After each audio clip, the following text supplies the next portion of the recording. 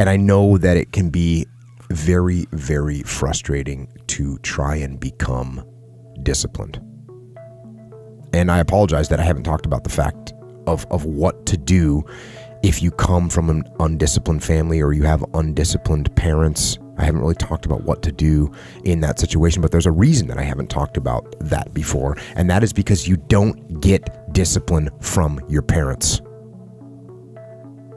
You don't get discipline from your parents, from your grandparents, from your older brothers and sisters. You don't get discipline from an external source. You have to get it from you. That's what self-discipline is. You get it from yourself. You get it from you. So there's people from every possible background, from no parents to crazy parents to, drug addicted parents to super squared away parents, and everywhere in between on that spectrum that are completely disciplined people. More disciplined than anyone I know. It doesn't come from your parents. You don't inherit it. And there's another piece here.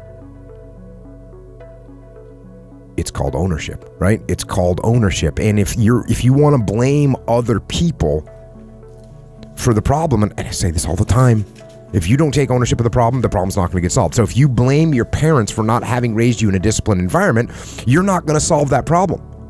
You're looking at your parents saying, if you would have done a better job being more disciplined for me, I would be more disciplined now. So that means you can't do anything. The fact of the matter is it's wrong. You actually can do something. And it doesn't matter how your parents raised you and brought you up. You can have the discipline you need to decide to do it. So as long as you're blaming other people, I mean, if you blame me for not discussing it, you blame me for having zero idea what that experience is like, you blame your parents for not raising you this way, as long as you're blaming other people, as long as you're counting on other people to give you discipline, as long as you do that, you will not have it. So again, I'm sorry, I should make that more clearly, and I'm trying to make it more clearly now. And like my parents are good people. They had successful careers as educators in public schools. And my mom eventually went into school administration, and my dad taught in high school for 30 something years, and they were good, hardworking people. And, but I'll tell you, they were no extraordinary preachers of discipline. And I'll tell you, I never remember either one of them ever using the term or referring to discipline in any way. And actually both my parents worked. They both worked a lot. My dad was coaching sports and we're doing after school stuff. My mom, same thing. Like, we were on our own a bunch. My parents were gone in the morning. We got ourselves to school. When we got home in the afternoon, they weren't home. So it wasn't like they were setting up this rigid, disciplined manner for me, right? Yeah. And you can see this with families, many, many different families. There's families that have kids that the parents are very disciplined and the kids are wild and out of control. Sometimes they're problematically so, right? Kids that come from really good families, but they get addicted to drugs, lack of discipline. Kids that come from really good families, but they spin out of control and go in the wrong direction. And there's also the opposite. Which is, hey, the parents weren't around, or the parents were abusive, or the parents were drug addicts, and all of a sudden the kid comes out of that and is squared away, is awesome. And we saw that all the time in the SEAL teams. And I've said that before on this program. It doesn't matter where your background is. It's what you decide to do. Yeah.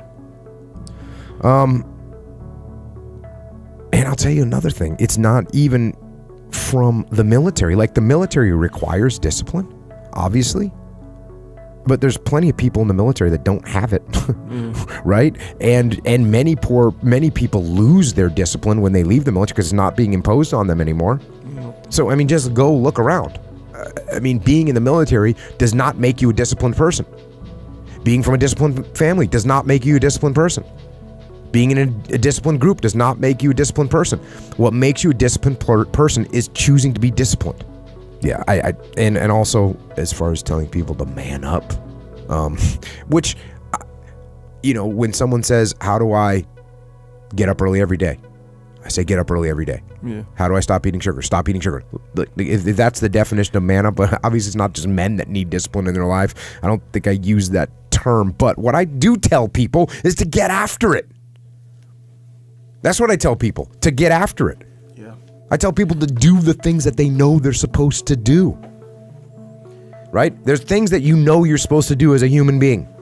Things that you know are going to improve your life. Do those things. There's things that you know are going to make you a worse person and make your life worse. Don't do those things. Don't do the things that are making you weaker. Start doing the things that are going to make you stronger and smarter and faster and healthier and going to make you a better human being. And I'll say the same thing to this guy. You want to be more disciplined? Get after it. That's it, man. Get up early, do some kind of workout, eat good foods, clean your room, make a list of things that you're supposed to do in your life, and then wake up in the morning and do those things that you put on the list. That's what discipline is.